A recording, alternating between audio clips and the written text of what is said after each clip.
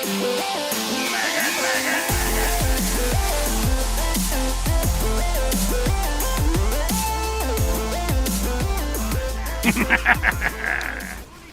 guys, it's Rapid. What's going on with you people? I'm having a good day. I don't know about you guys, but I'm having a pretty okay day because I just found out that the Australium rocket launcher is right back to the price it was when it first came out. Now I know all of the TF2 economists out there are going like, but no way, the Australiums are supposed to go down in value, not up. Well, I don't know what to tell you.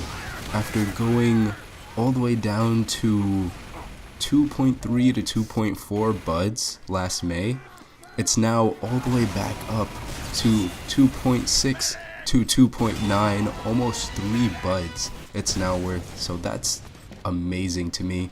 That's pretty crazy because everyone, not really everyone, but most people were saying the Australiums were only going to go down in value. And if you think about it, that should make sense.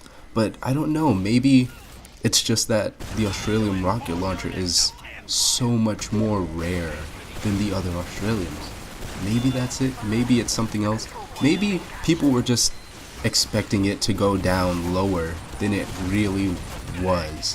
You know, people were in such a rush to like lower the price on certain Australiums that they lowered it way lower than the actual value of the price. So I think that's pretty crazy.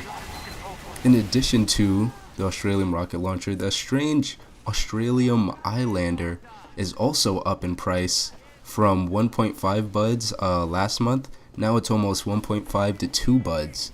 So that's a pretty substantial growth right there. The Australium minigun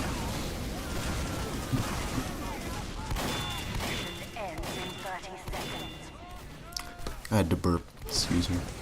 The Australium minigun is up just slightly from like 1.6 to 7 buds now to 1.6 to 1.8 buds.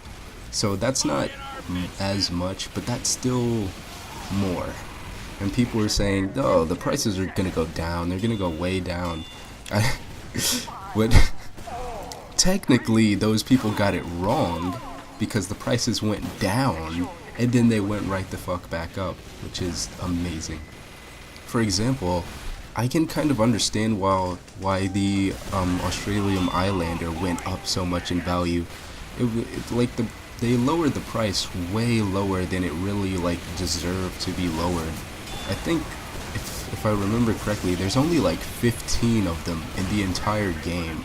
They're actually more rare than a pan. This is something that one of my friends told me, that there's only about 15 Islanders and there's I think twice as many Australian pans in the game. I'm not sure. Let me go check. Pan. 32. So I just checked, there's about 32 golden frying pans in the game, and there's only about 15 Islanders. So that's interesting. That sort of tells you something about the TF2 economy. You can never really predict it. So that's all I really wanted to talk about. Just sort of a little update video, you know, just talking about the value of Australiums before they go right back down, because people don't like that Australiums are so expensive. Or at least that's how I've observed people to respond. They all think that they're overpriced, and they kind of are. I mean, let's be honest, Australiums kind of are overpriced. Alright, I'll see you guys next time.